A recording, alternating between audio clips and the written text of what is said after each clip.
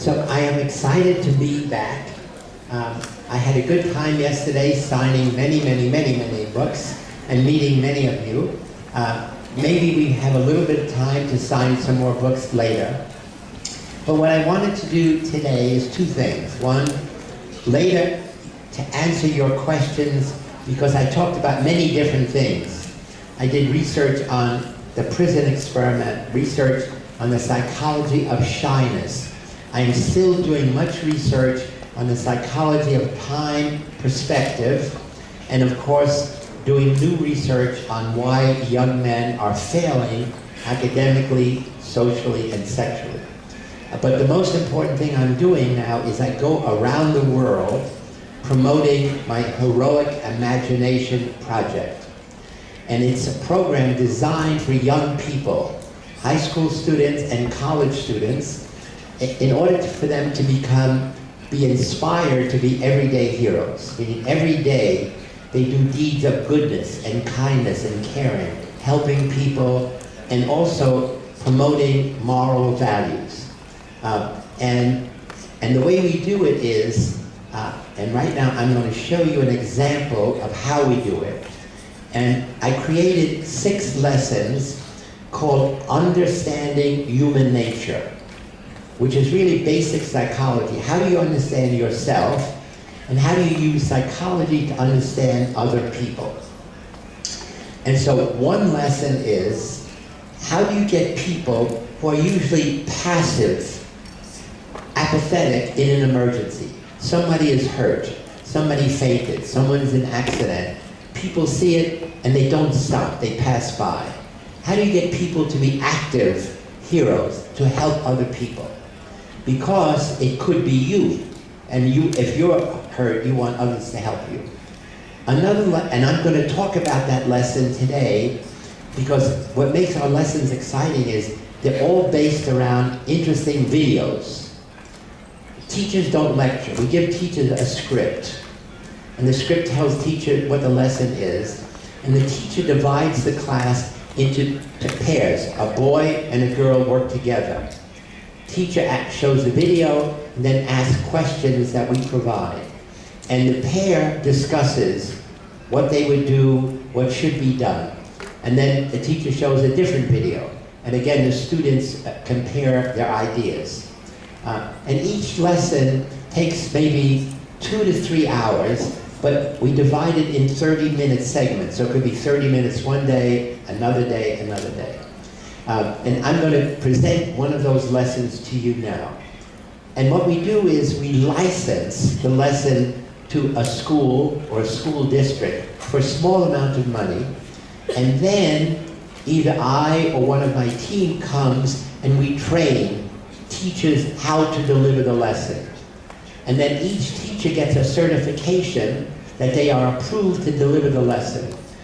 Or we also train people who are professional trainers who take our lesson and bring it in business or corporations.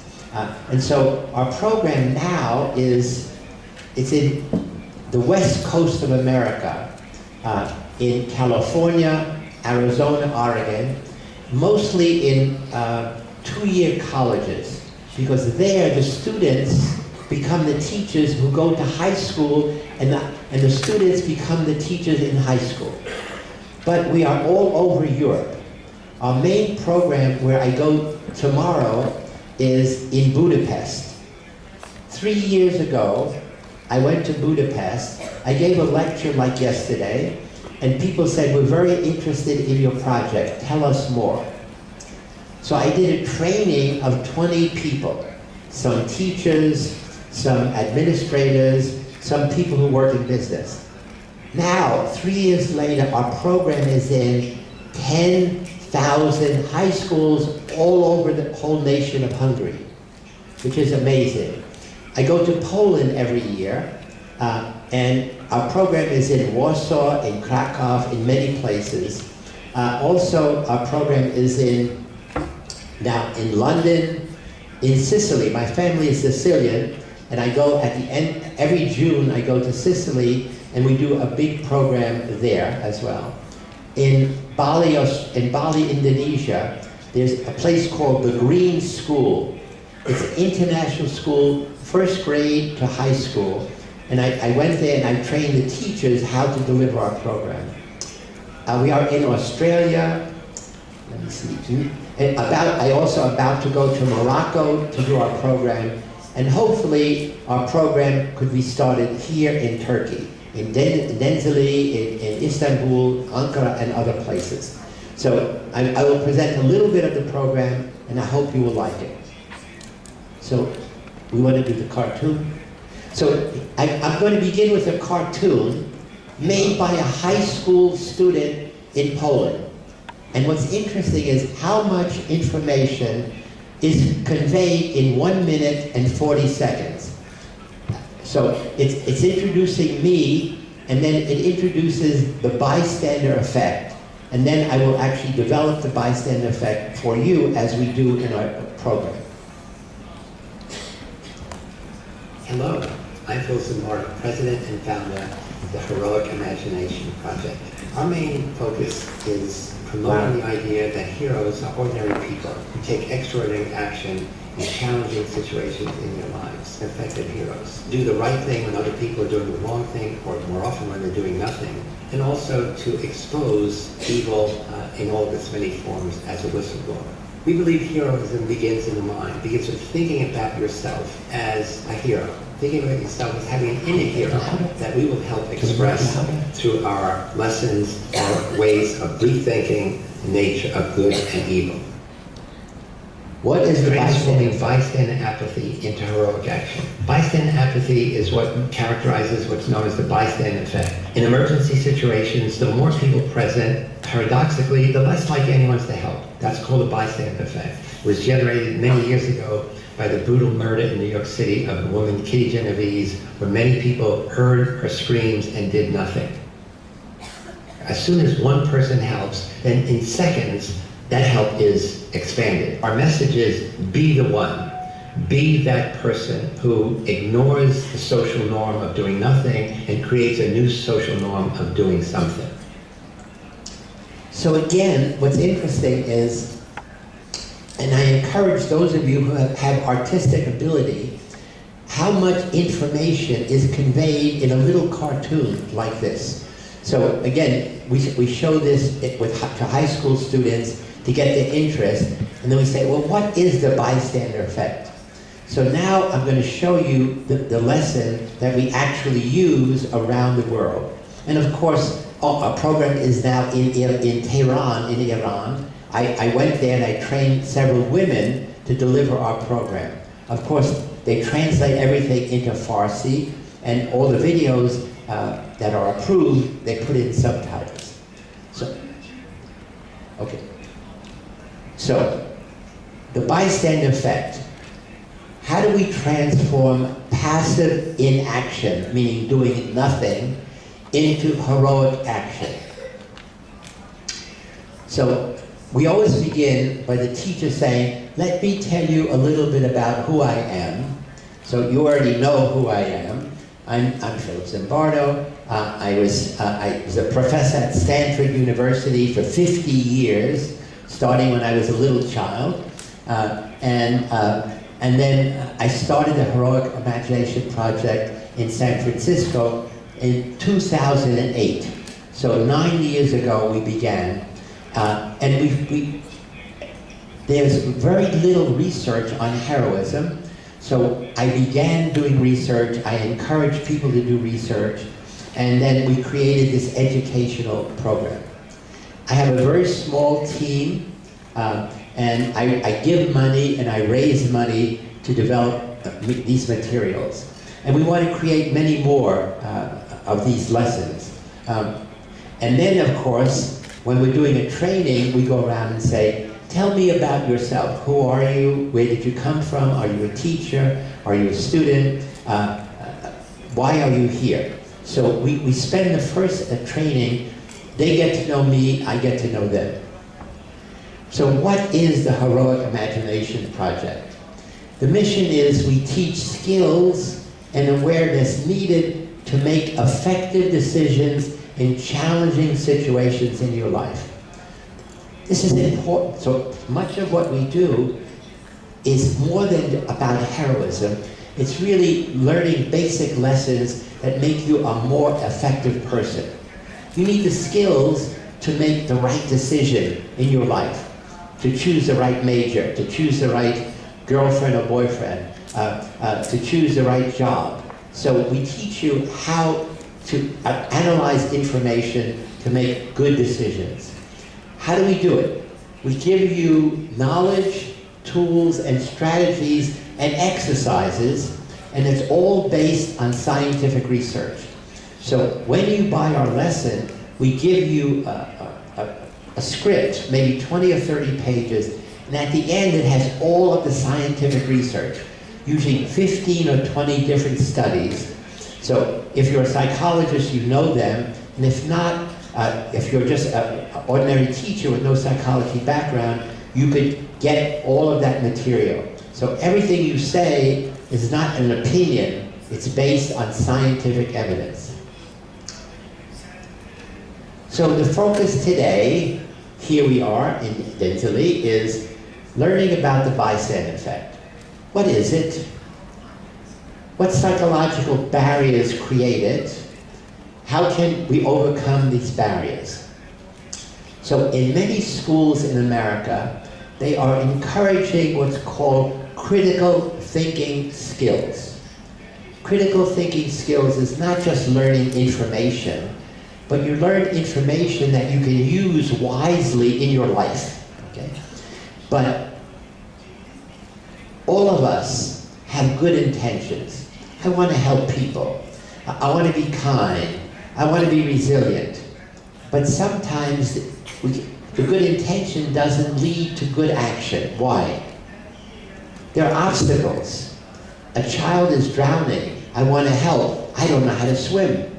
So the barrier is in me. Sometimes the barrier is not in me, it's in the system. I want to help and I look around, many people are there, they don't help. So they create a social norm, do nothing. Sometimes the barrier is in the system. So in the country of Iran, men are not allowed to touch women. Now imagine a woman is in an automobile accident, is lying on the ground bleeding, and a man comes, the man is not allowed religiously to pick her up. So now you have to change the system to say, we need a good Samaritan law. When a person, a man or a woman, sees someone in emergency, he or she should be allowed to touch to help them survive. So, the activities we're going to go through is recognize the bystander effect in your life, not in the movies. Identify what are the barriers to helpful actions and learn how to overcome barriers. So everything we do, we say, here's the barriers, but for every barrier, if you think about it, there is a solution. So learning this means you can apply it in your life. What are all the barriers to do all the things you want to do in your life, and how do you overcome them? Third is practice responding mindfully and wisely to situations that are not clear. It's not always obvious somebody's lying on the ground. Sometimes it's confusing. Is the person sleeping? Is the person drunk? Is the person hurt? So we teach you how to analyze situations like a social psychologist does. And lastly, make a personal plan to respond safely and effectively in future bystander situations. So we want you to be an effective bystander. We don't want you to take a risk. We don't want you to get in trouble. We don't want you to get hurt. The hidden power of social situations. So again, as a social psychologist, as I tried to demonstrate in my prison study, as we mentioned in the study by Stanley Milgram, much of what we do as individuals is influenced by the social situation, by what other people are doing, by how we're dressed, by the nature of the quality of the setting. So here's a person who falls down. People all around look and they say, what would you do? When you are alone, you say, I would help. But now you're there and you see many people, oh look, we see the same thing. If no one helps, the social norm is do not help. Almost if it's written on the wall, do not help person in distress. So we begin to say, imagine this scenario. After a long and busy day, you're finally headed home from school, from work. As you leave your building, you spot a young woman lying on the sidewalk, motionless. She looks a bit familiar to you, but you aren't sure that you know her personally. People and cars are passing by, and some of them have already noticed the woman. A couple of people are pointing, but no one stops to help. So that's the situation we're going to analyze next. And then we say reflection, think. Reflection means think about it. What would you do in this situation? What do you think most people would do? So at this point, the teacher has the students, you answer that question. We give you an answer sheet. What would you do? And I ask you, think about it. Would you help or not? And what about most people you know? Would they help or not? So again, we're going to explore the science of the situation. We're going to look at a situation that I helped create, where a young woman is lying on the steps of a railroad station in London. Very attractive woman. She is an actress, but she pretends to be unconscious. And the question is, how long before anyone who sees her stops to help her?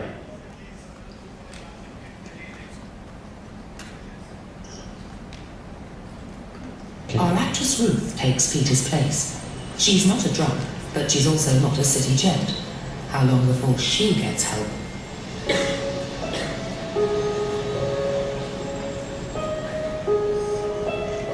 And you see the clock up there. 25 seconds. 4 minutes have passed. 4 minutes. And 34 people have passed. People don't really want to know. This hasn't got the time. Well, they have got the time, they just don't want to get involved. But it's more complicated than that. If the street were deserted, a passerby would probably go to the rescue. But these strangers have silently formed a temporary group with a rule. Don't help. This woman, for instance, has clearly spotted Ruth, but she conforms to the rule and does nothing. Watch what happens, though, when someone else helps. She suddenly finds herself in a different group with a new rule, to help. First I thought she was dead. Then I saw the check to see if she was breathing or not. And I looked around and I couldn't believe that no one had noticed her because there was a bloke sat there just absorbed in reading a newspaper. So again, everybody says, of course I would help. We present many of these videos when no one helps. And again, it's middle of the day, clearly this woman is not drunk. Maybe she fainted, maybe she had a heart attack, and we vary. In different situations, we have the face up or face down, a man or a woman. Even we also have situations where somebody's lying there, help me, help me, help me, and no one helps. So this is called the bystander effect, where people see somebody in need, and instead of being active, they are passive. And it happens in every country around the world that we have studied. So why do you think the bystanders interpret these situations, and how does your interpretation affect your action? Because the point is, the action, we want you to help, but we want you to help wisely. And that's what we're going to teach you. So the bystander effect is, you come to a situation where somebody is clearly hurt, unconscious. The more people present who don't help, it's almost like a rule, don't help. Each new person comes in, they want to help, they look around, people don't help, they become part of the negative group that doesn't help. And it's a circle, it gets worse and worse. Sometimes we have seen as many as 70 people, 75, see some accident and no one ever helps. So we want you to put yourself in the situation. Now, and I ask you, now you have a form. I want you to think of a time when someone needed your help and you actually helped them. In your whole life. Could be when you were in elementary school or high school, it could be in your family. So we don't have time to, but they write down. And then you share it with your partner. Each of you says, hey, when I was 10 years old, I had this friend who fell down, he got hurt, I carried him home, I called a taxi cab. Now, the opposite. Think of a time in your life when somebody needed your help and you didn't help. And you don't want to think about that because usually you feel shame. Who was it? When was it? Why didn't you help? In many cases, we find out that the main reason was, or the main example, is you have a friend who was being bullied. Some big kid was bullying your best friend, and you didn't challenge the bully, but you didn't say to your friend, I'm sorry. You just ignored it. So now our lessons try to involve you personally. It's not simply things on the movies, but how do we get you to care about your actions? And then we say, share your stories with each other. But what are the obstacles?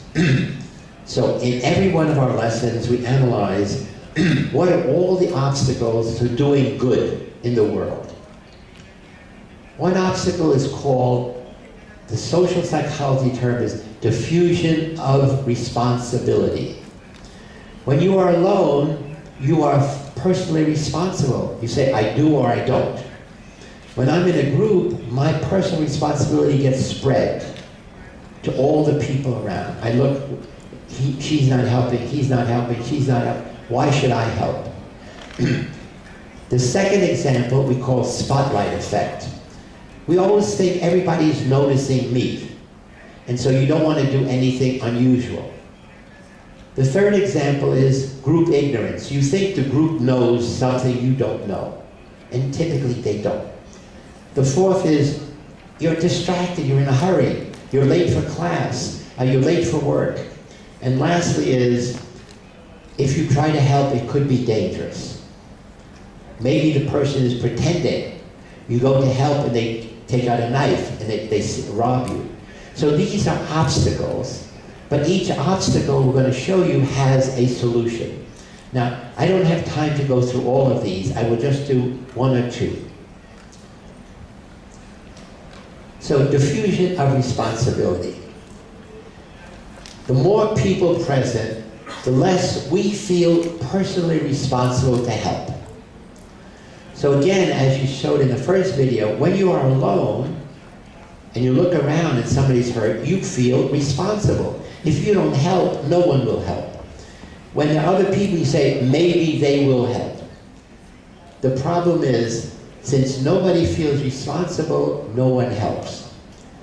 So we created this situation in New York City, but not in the city, but in the suburbs, meaning outside of the city. A little girl, a little girl pretends that some man is abducting her, is stealing her, is going to rape her. And the girl is screaming loud, "He's not my father, help me, help me, help me." And many people are passing by. There's no question that this is an abduction. It's no question that it's not a man with his daughter because she did something bad. And the question is, what would you do? A little girl is saying, help me, he is not my father. So we created that situation, and what you're going to see is really very sad. Many people, we did it for many hours, pass by and no one helps until the end.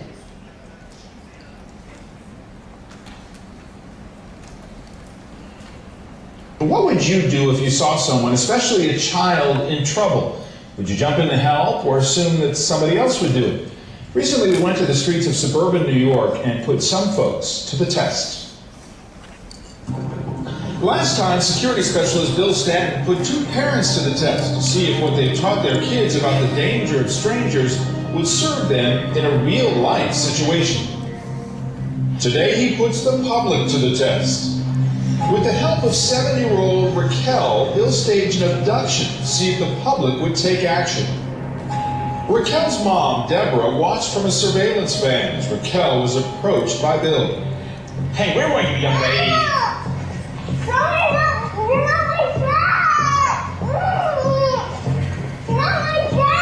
It's unbelievable, but they did nothing. Bill and Raquel repeated this time after time.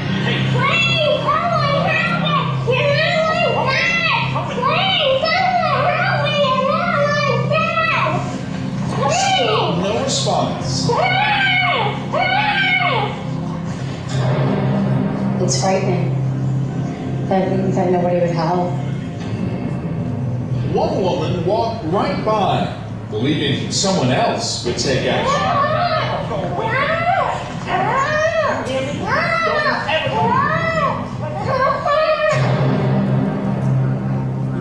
And why didn't she do anything? You think that someone else will take the blame, someone else will take the responsibility. A police sergeant on location to supervise was stunned.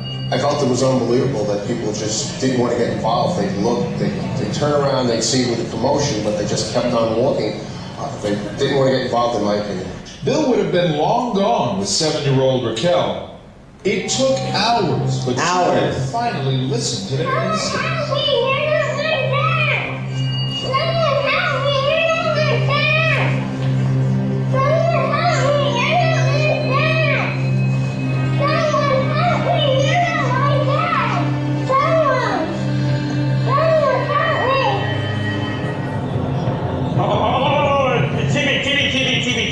Cops right there. Cops right there.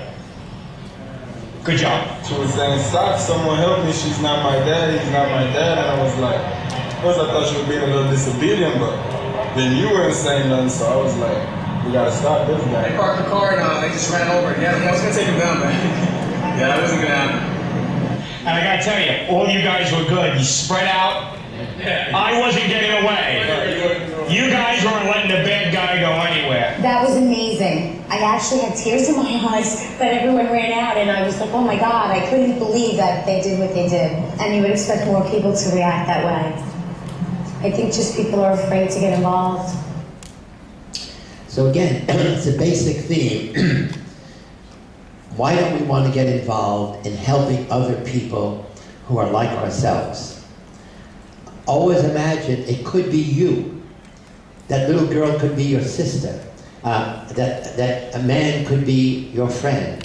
But the bottom line in all of this is, we teach you always in every situation, analyze the situation, do the right thing. Now again, you could, if everybody has a cell phone, you could call the police. In America, it's a number, 911. They respond immediately. To do nothing makes you part of the problem.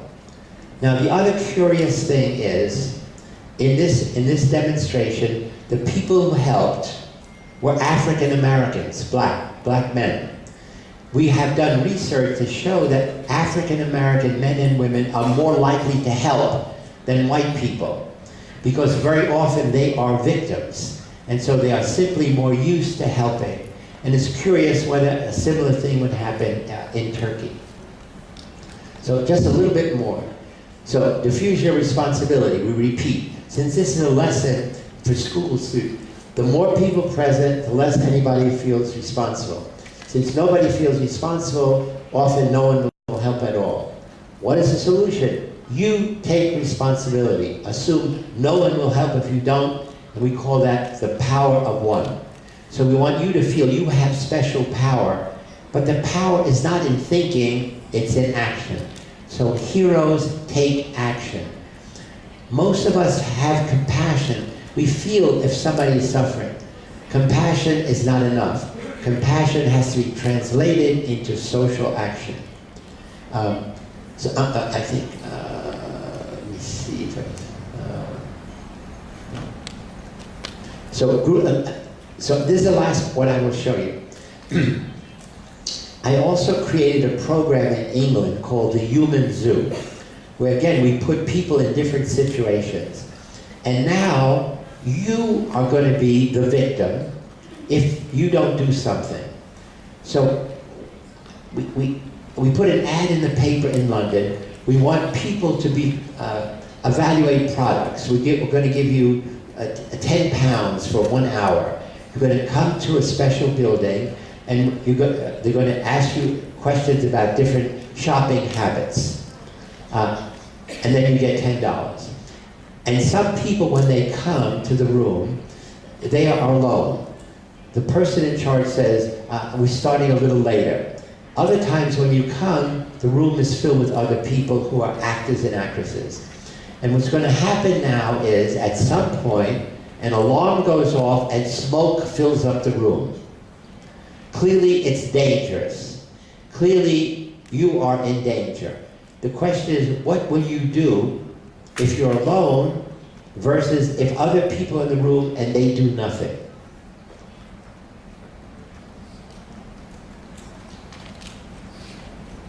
Behaving differently from your group Louder. can make you an outcast. But what would you do if you knew your group was entirely wrong? Would you, for example, sit in a burning room just because everyone else does? This hotel conference suite has been prepared for a focus group discussion on internet shopping. But all is not as it seems. The place is rigged with 4 hidden cameras and 6 concealed microphones. And psychology professor Dominic Abrams is watching from our control room, which we built in an adjoining suite. Now it's just a question of sitting and waiting. Right, so this is a questionnaire all about kind of shopping habits and everything. Yeah, so just move that off your chairs. Our first participant is Mary Mizuno, a London student who thinks she's arrived early. What she doesn't know is that behind this door there's about to be a serious fire in the hotel kitchen. Or at least the illusion of one, created by a smoke machine and some sound effects. What will she do?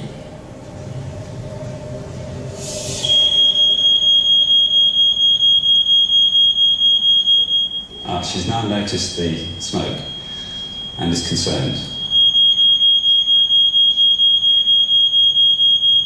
At this point, she decides to investigate to find out what's going on.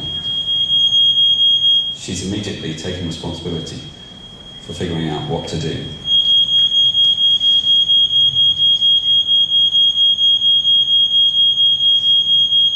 Mary does the sensible thing and evacuates quickly. She even leaves her bag and coat, but Mary was on her own. This time, we've planted 7 actors who are all in on the experiment. We've said to them, when you see the smoke, do nothing. Our second participant is Lauren Heffernan, also a student.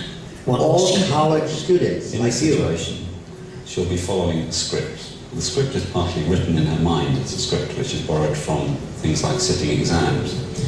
Most situations like this have some element of expected or scripted behaviour. But what will happen to her script when we make a slightly unusual situation very unusual? Nothing to start with, so we get her attention. Now, how long before she dashes out of the room?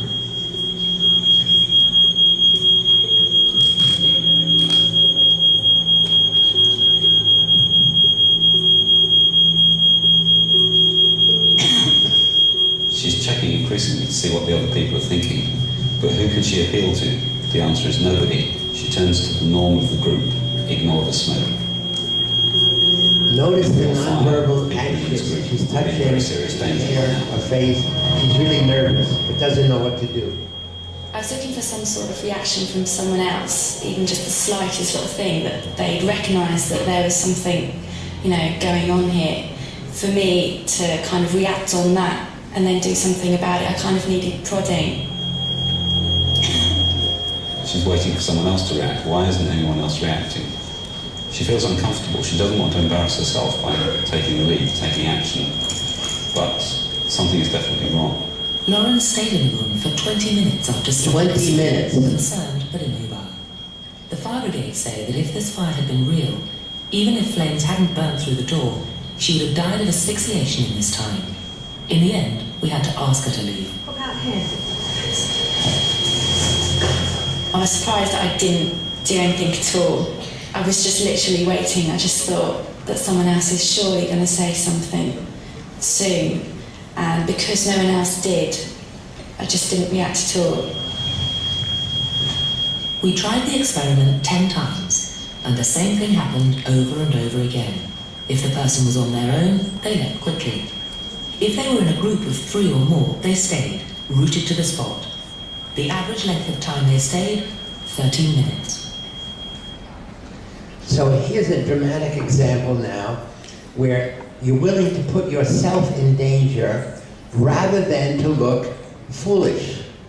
But what is missing? They are college students like you. Now imagine you're in that situation. What is the simplest thing you could do? Interesting thing is we did it 20 times, no one speaks. So that's amazing, that because no one in the group speaks, it's not only that you don't take action, they limit you, they limit your freedom. And people are nervous, you see that she's touching their hair. But again, so the message is, in any situation that's unclear, your job is clarify what's happening. If you could say, someone should go get the lady, or I will go get the lady. But it's the negative power of group situations. You make the group determine your behavior, and in this case, the fire department said people in that room would die from asphyxiation of the smoke, rather than get up and walk out. So again, in our bystander effect, we try to give many different examples. Now, we include some videos, but we have many more that the teacher can choose to show this one or other ones, or we encourage teachers to make their own examples that are appropriate in Turkey, or in Budapest, or in Poland. So I think I just do one more, and then we have questions. Okay. So you're distracted or in a hurry. So this is the main thing. Everybody is rushing. An interesting study, I think, let me see if I have it here. Oh, wait. An interesting experiment was done in America with students who are studying to be ministers, priests, religious people, and they're going to give a lecture on the Good Samaritan effect, which means when you see someone in distress, you help. So in their mind, they're going to go give a lecture on being a Good Samaritan, and on their way from the psychology department to the communication department, they see a woman lying on the ground begging for help. Of course, they're going to help, right? They are religious students. They are about to give a lecture on helping, and they have a chance to help. The experimental variable was, for half of them, they were told, you're late. For half of them, they told, you're on time. The students who thought they were late, 80% did not help. They passed her by.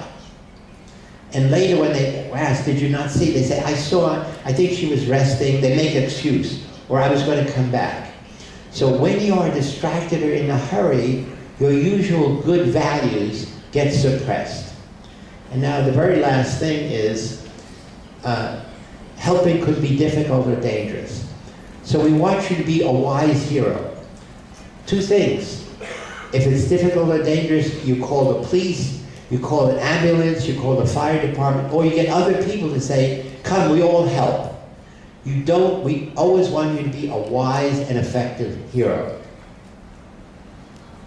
So, what we have done is, we've looked at each obstacle.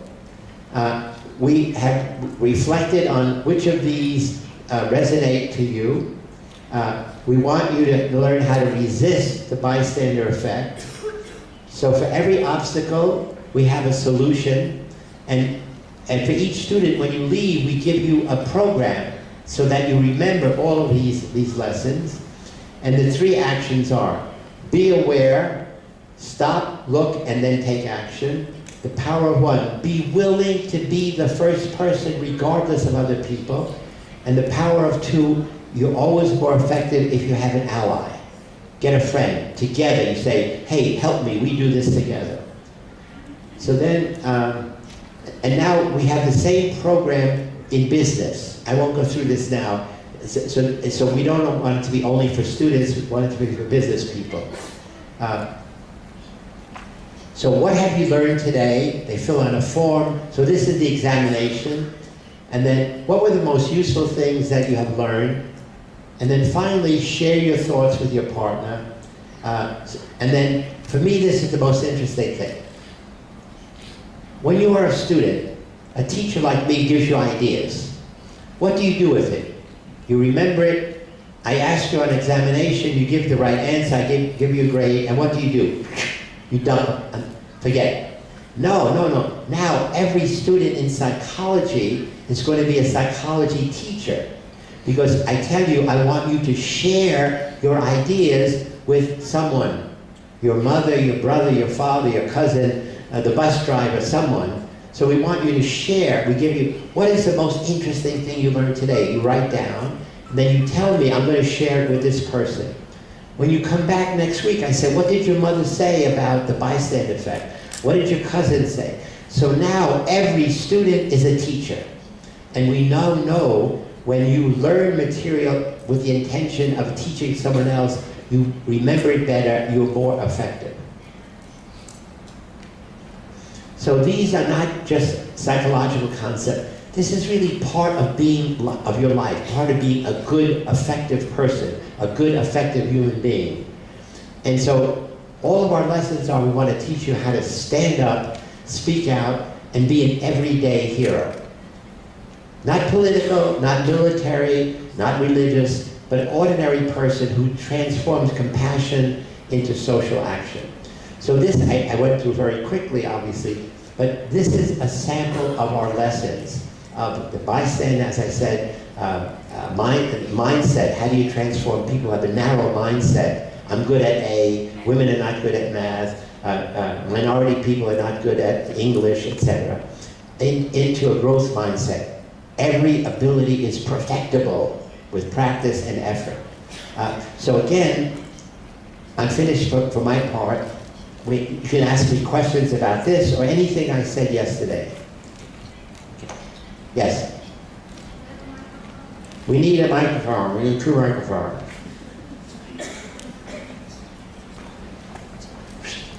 In the front. Dr. Zımbardo, yes, ma'am. Between yesterday and today, you are continuing to inspire us. Thank you. I think last time I was talking to so many people, and people are thinking about how they can make a change in their own lives and in their environment. So thank you for that. Thank you. My question is this. Your career spans over many, many decades. Too many. If we were to put you back to the very beginning, knowing what you know now, what are some things that you would do differently? Oh, wow, that's a good question. I'm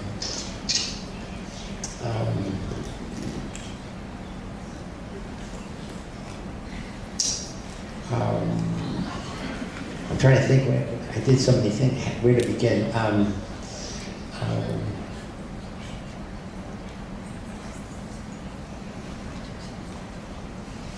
I think I would have started to study the psychology of prejudice earlier. Because when I was a child, I was discriminated against because people thought I was Jewish, because I had blue eyes and a big nose and I was very skinny. So little children where I grew up used to beat me up, and I didn't know why, because they thought I was Jewish and they didn't like Jewish people. And then later, when I applied to graduate school at Yale, they thought I was black, because it's very complicated. Not black, mulatto, light skin, because in my application, all the things I wrote were more typical of black people than white people. And my application to Yale University was suspended. And I got in only the last minute because I was a replacement for somebody who quit. And then later on, when I was in high school, I was a very popular student. I worked at being friendly, smiling, making friends, and when I went from New York to California, for 1 year I was shunned, meaning no one talked to me. When I would sit down, people would move away. I didn't understand it. In fact, I got asthma, psychosomatic asthma. And it wasn't until the end of the year I asked somebody on the baseball team, why are people afraid of me? No, why are people prejudiced? He said, because we know you're from New York and you are Sicilian, we think your family is from the mafia, we are afraid of you. So I was discriminated against for being Jewish, black, and a Sicilian mafia. And the interesting story is, the next term I came back to New York, in the Bronx, in Monroe High School. I was voted the most popular boy in the senior class. 3 months before, I was the least popular boy, now I'm the most popular. And so I had a classmate, Stanley Milgram, and I said, Stanley, what changed, the situation or me? He said, no, it was the situation, you are the same person. So, a long answer to your question, I should have started studying psychology of prejudice. What makes people think about other people in these distorted, negative ways, and how can we modify that? One of the lessons that I created is in our HERO project is transforming prejudice and discrimination into understanding other people and accepting other people. Other question? Yes, we need a microphone. Thank you. Dear Professor, first of all, I would like to thank you for your inspiration you gave us. I am a PhD student on educational administration at Pamukkale University. These days, I am working, studying on multicultural education, and my question is about discrimination you talked about. There is a culture of fear at schools. You know, teachers don't want to mention about their ideas. So, what can you recommend me to beat this fear? Thank you. A culture of fear among teachers. Yes, at schools. Meaning, okay, now this is more, it's a political issue, right? I mean, okay, you have to tell me more. Is it, what is creating the fear? In many countries now, the fear is if you say something which is against the government in any way, and students or somebody tells other people, the government could fire you, you could lose your job. Is that what you're saying? Yeah, so this is true now also. I said when I go here, I'm going to Budapest. And again, in Budapest, they have a similar government as you have in Turkey, very, very extreme. And there, the government in Budapest is trying to close a private university, Central European University, which is a famous university. They're already firing all foreign professors. And it's very, very difficult.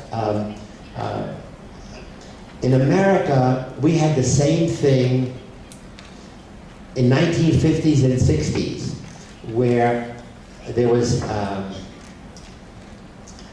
anti-communist movement.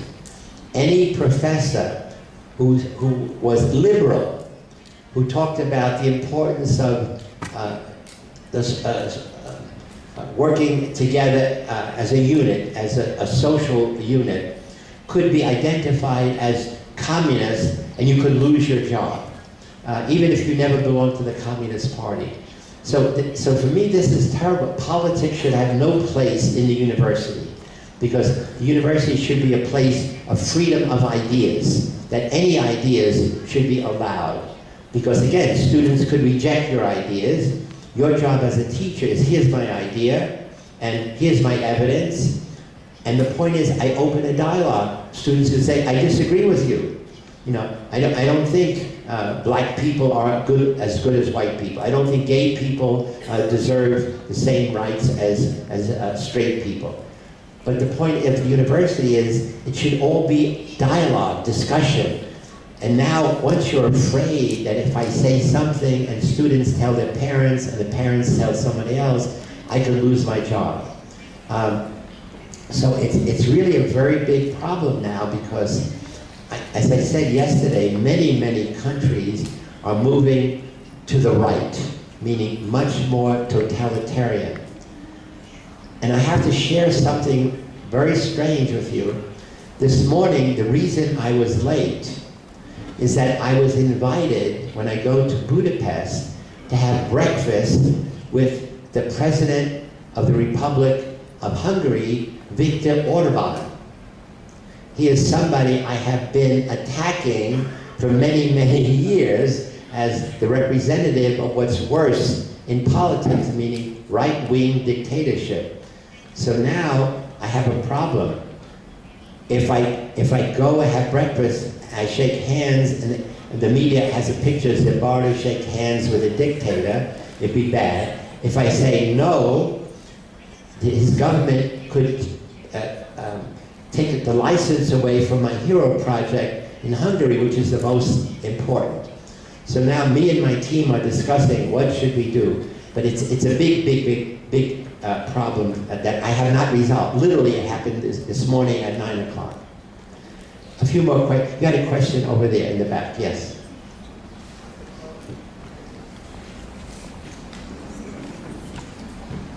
Hello, Dr. Zımbardo. Thank you. Dr. Selamyok from the ALT department, Faculty of Education. Well, first I would like to give you a kind of video scene, and I really wonder how you would comment and to describe the situation. This video is something that I watched on TV a couple of years ago. Probably it was from Britain or United States. I really don't remember exactly. In the video, well, it was a teenager in his bedroom. So for my voice, the family, the parents had fitted cameras in the bedroom. They had concealed the cameras. Probably they were suspicious about their son's behaviors. He was being kind of unsociable, probably. Yeah, I'm having difficulty understanding. I'm sorry. Well, what was happening? The child was going to school in the morning and was coming back in the afternoon, and he was alone at home. You know, no control at all. And the child was playing a video game on the computer. I mean, he was actually playing against the computer or the video game. So what was happening is, first everything was okay, you know, he was having a good time, but sometime later, the child began to lose control. He was speaking abnormally, you know, that reflected into his speech and his behaviors. And what I saw was, you know, first he began to use the keyboard, you know, very harshly. The keys were flying in the air, and then a couple of minutes after, he damaged the whole keyboard on the screen, you know. So my question is, actually, I wonder what you would say about it. How would you comment on it? How would you describe the situation? What's happening to that teenager, you know, in his travel from his birthday suit scene to, you know, that kind of action? And the second part of my question, how would you comment on the travel of a baby in his birthday scene to conservative brain format? Thank you very much. Well, that's a really big question.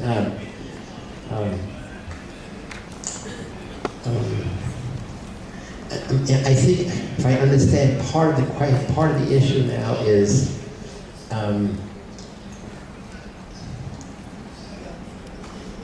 the use of technology in the lives of young people. Not just video games for boys, as I talked about yesterday, and I have a new book on the demise of guys. But young people live now in a technical world that older people never had. For example, yesterday when I was signing books, everybody wanted a picture. 5 years ago, nobody had cameras. I feel bad because many times I wish I had a picture of my professors or things of this kind. The problem with video games they are exciting. They are fascinating. They are challenging. They are compelling. And they will get more and more interesting because it is big business, as I said yesterday. Video game makers is now a multi-billion-dollar industry. There are many different companies competing for the eyes and hands and brains of young people. Now it's focused on boys, but soon it will be focused on girls as well. And every few months, each company comes out with a better game, World of Warcraft. But most of these games involve destruction. Most of these games involve hostility. Most of these games focus on power. So young boys who have no power in life, the only power you would have is the power of your mind, but they reduce that. Many of them quit going to school. They rather play video games night and day. Many of them play video games 10 or more hours, 7 days a week. And when they're playing video games every night, all the time, they become consumers. They don't create.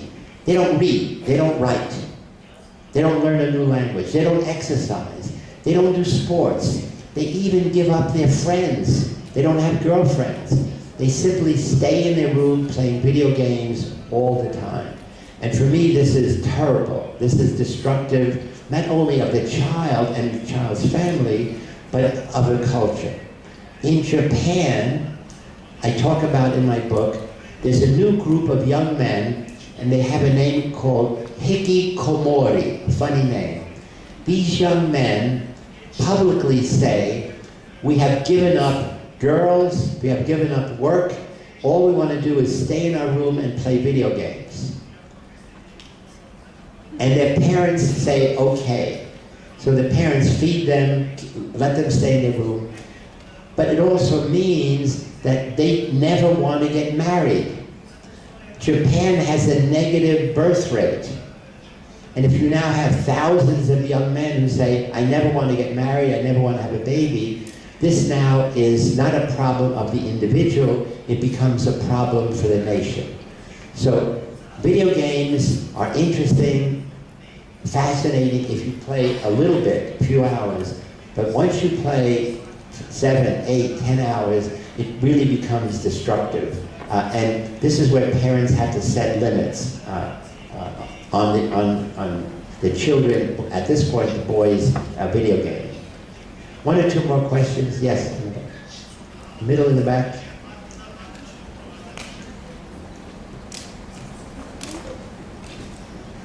I think your conversation came at a really good point. So thank you for all the information you shared with us.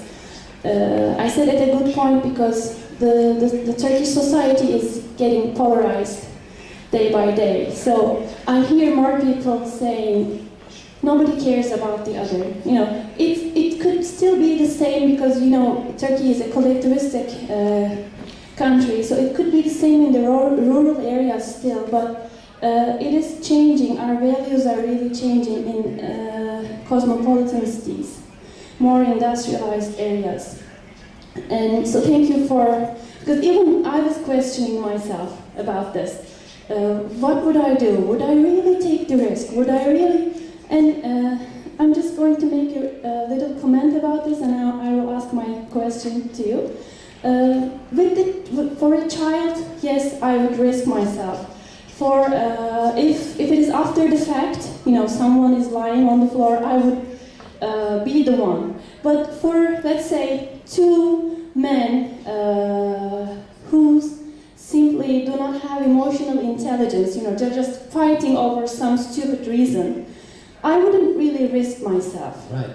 Because, maybe it's, I don't know, I also consider, I got all this education and I'm here to help the society. So why would I lose that resource just for two stupid men who do not seem to have any emotional intelligence? You know what I mean? I don't know if it is really individualistic, egoistic or what, and I also think about my two little young kids. When you are a mom, things really change. Right. So all these, I had all these ideas going on while listening to your talk, and my question is that you said that not political, not military, but just be an everyday hero. So that answered my question a little bit, but I'm still curious.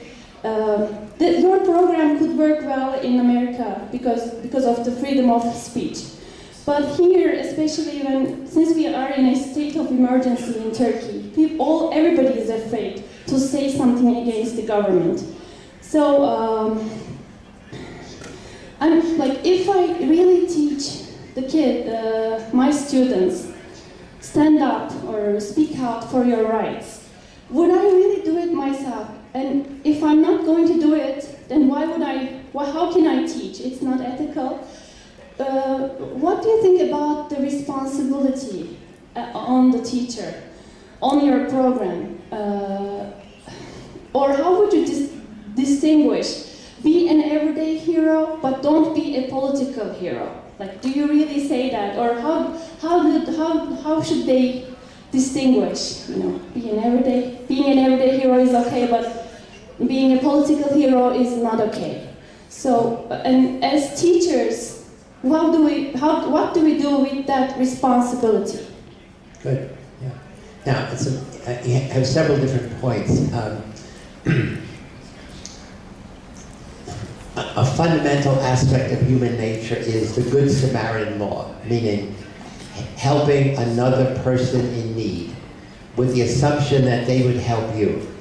But what I say throughout in the program is to always do it wisely. If two men are fighting, you don't intervene, whether you're a man or not. You call the police, you get other people to help. You analyze every situation by itself. And we say we want you to be a wise and effective hero when you choose to take action. Now, our program is more effective in Hungary than America. And Hungary has the same right-wing government as you have here. Now, whenever I go to Hungary, I go on the media and I say, we are trying to create young people who will make their country better by being able to stand up for positive values, speak out against injustice. And I say, we are not promoting political, religious, or military heroes. Young people who want to make the world better, starting with their family, with their school, with their neighborhood and community. And we've been doing it for 3 years, and so far we have not gotten problem from the government. And I said Orban government is similar to your government. Now, when you say stand up, students say you mean against the government. At this point we say no, because it's too dangerous, not only for the teacher, but for the school. The government could fire the teacher. So we're saying it's really where personal values and social values come together. That what is your role as a teacher in promoting the best positive values? What would be your role if it was 1939 and you were a teacher in Berlin with the Nazi government? You know, if you take an extreme point of view, they ship you out. You lose your job and you have no effect. So it really is negotiating very subtly in your classroom with what you say, because any one of your students could take what you say and tell their parent, who could be part of the political party. So I'm saying it's a very sensitive role, but I really want to make clear that it's not, it works in America, it doesn't work elsewhere. In Iran, it's the same thing. There's a repressive religious government that our program is just beginning.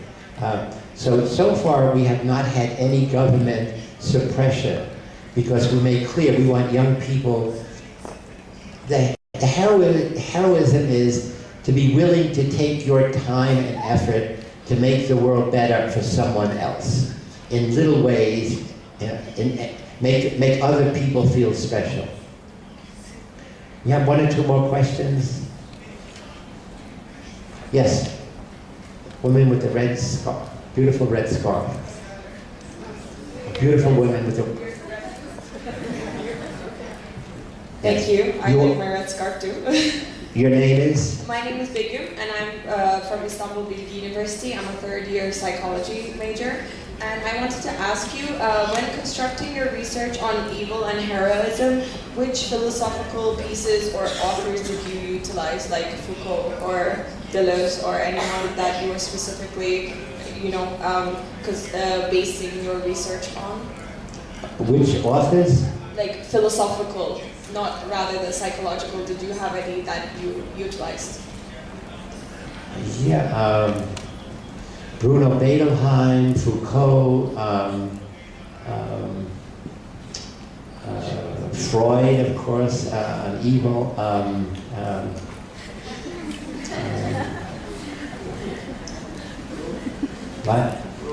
What?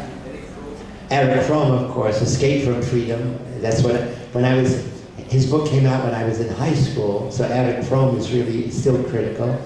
There's a psychologist, and also I'm reading a lot about the Holocaust.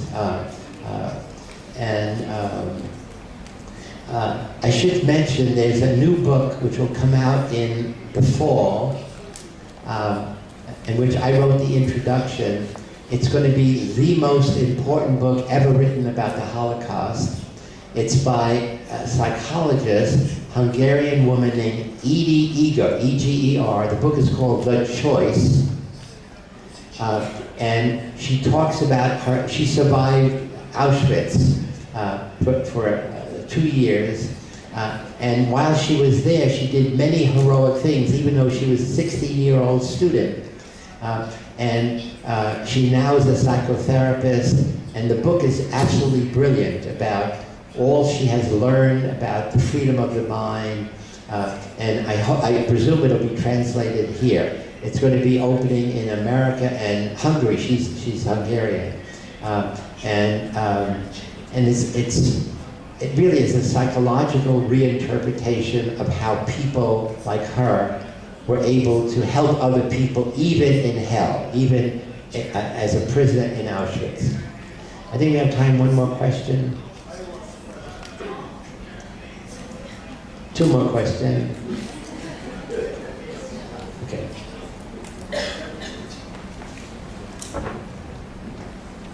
Şakir Çınkır from Ankara University, and thank you very much for the nice presentation, Zımbardo.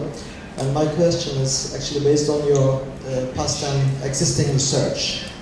As far as we consider the existing world leaders like Trump, actually you have talked about him yesterday.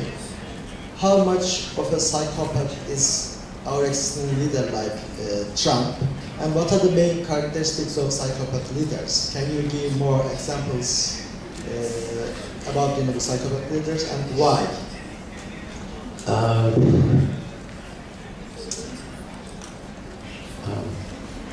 I write a monthly blog for Psychology Today magazine.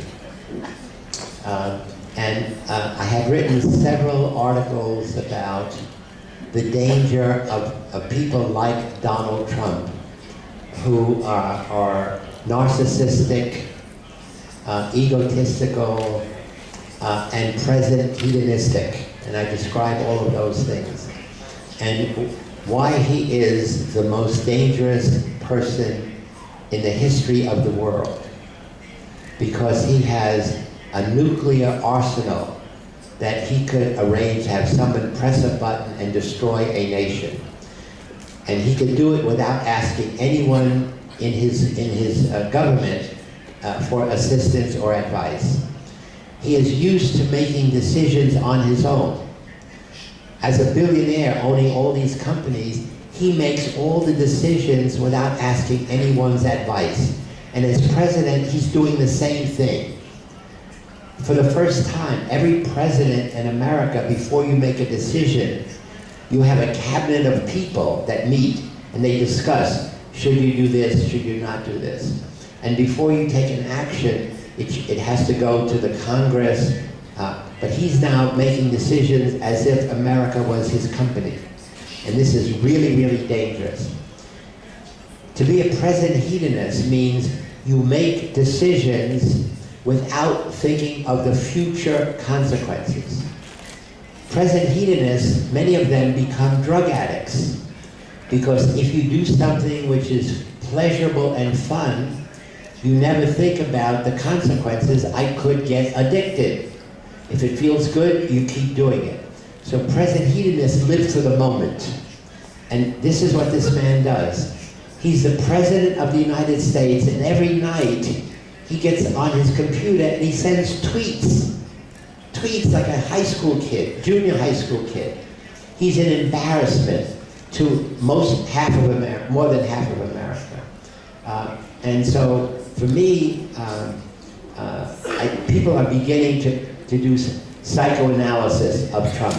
But it doesn't matter, because he still is the man with all of that power. And it's unconstrained power, which is really dangerous, because America is still a democracy, meaning the president, before he takes action, has to get approval from other people. But all he has to do is declare war, for example, on North Korea, and then he becomes the military, the head of the military, and in that role he can do whatever he wants without a secondary approval. So for me, it's very frightening to have such a leader. And again, he applauds, right-wing leaders from around the world that come to America. That he tells them they're doing good work. Keep it up. One more question. With Pamukkale University. Thank you for your edifying speech. The videos you shared reminded me of a movie I saw some years ago, The Irreversible. Maybe you know the movie. There was a woman being raped in a tunnel, and there was a passerby who preferred not to do anything. This was a movie which influenced me very badly some years ago. Anyway, what I want to ask you is that, today we always complain that people are becoming more and more numb or indifferent toward each other. We don't take action, we don't do anything, and we most of the time put the blame on technology. Right. Do you think people were as indifferent as today? I mean, yesterday, were they as indifferent as today? I mean, or we have changed in time? What was the case? You have reflected the causes of such behavior, I know, but I'm curious whether we were the same some decades ago, some centuries ago. There was, because no technology in that time.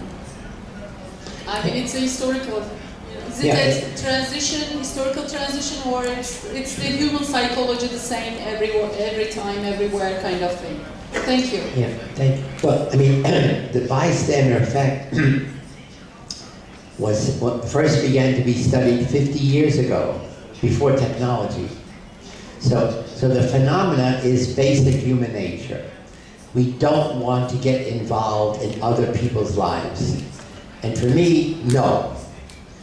My job in life is to do whatever I can to make someone else's life better. Starting with my family, my friends, my neighbors, but then strangers. So for example, yesterday, when I was signing books, the publisher said just sign in a rush. No, I said, I need to have a seat next to me. Every person sits down. I ask their name. Are they a student? What are they studying? What are they going to do when they graduate? And then sign the book. And I take more than a minute for each one. Small time. My job is to make each person feel special. Now, they don't come with a problem, but still, it's what I do in my mind. What can I do to make every person I meet in Denizli, in Istanbul, in Hungary, in Sicily, feel special in 1 minute? Ask their name, make eye contact, shake their hand. If it's a beautiful woman, give a nice hug. But I'm saying this is the kind of thing you could do. I do believe technology is adding to the social isolation. Because when people are looking here, they're not looking in your eyes. Instead of enjoying the moment, they're texting somebody, oh, it's really exciting, rather than it's really exciting. So I think human nature hasn't changed. Technology it connects us to the world, but I think it disconnects us from the people closest to us.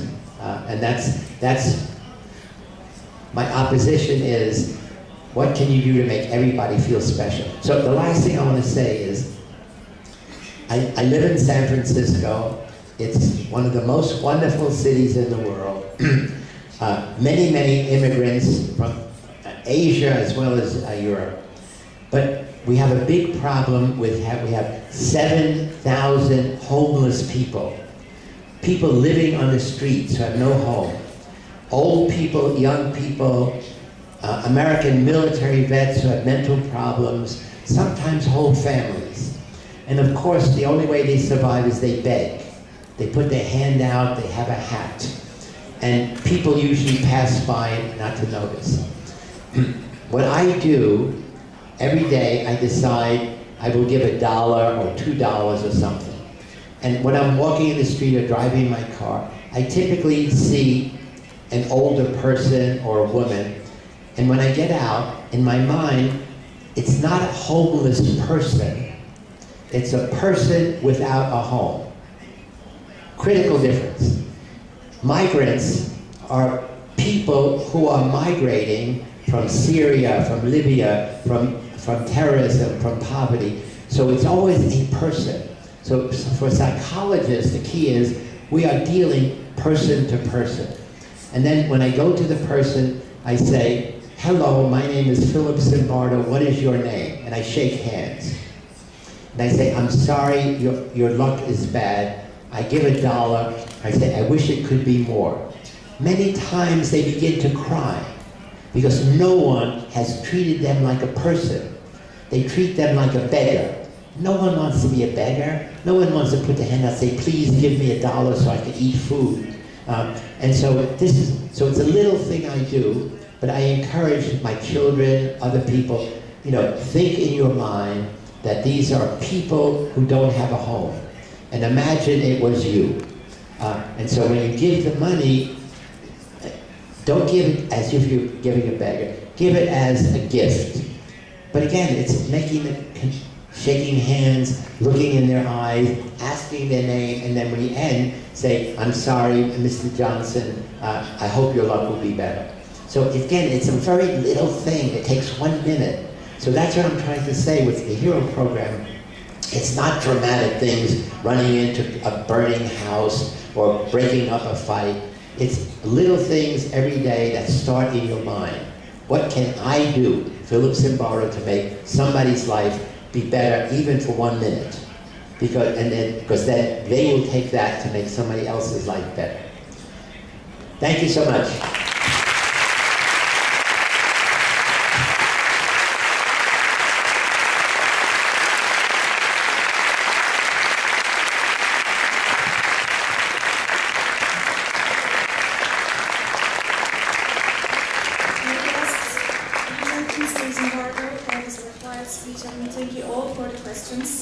Now I invite Vice Chancellor of Pamukkale University, Professor to give his gift and certificate to Mr. Zımbardo.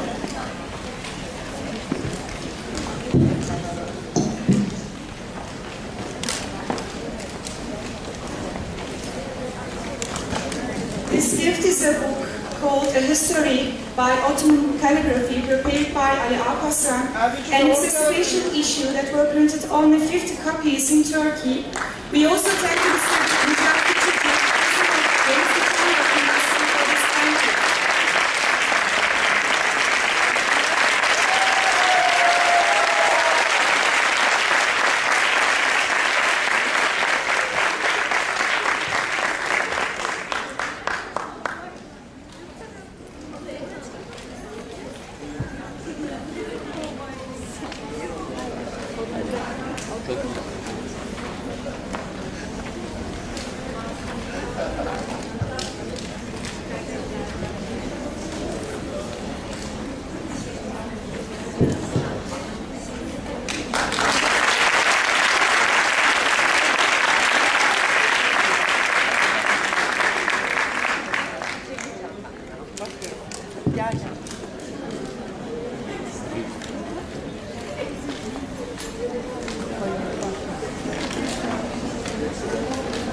The session is over. Thank you all.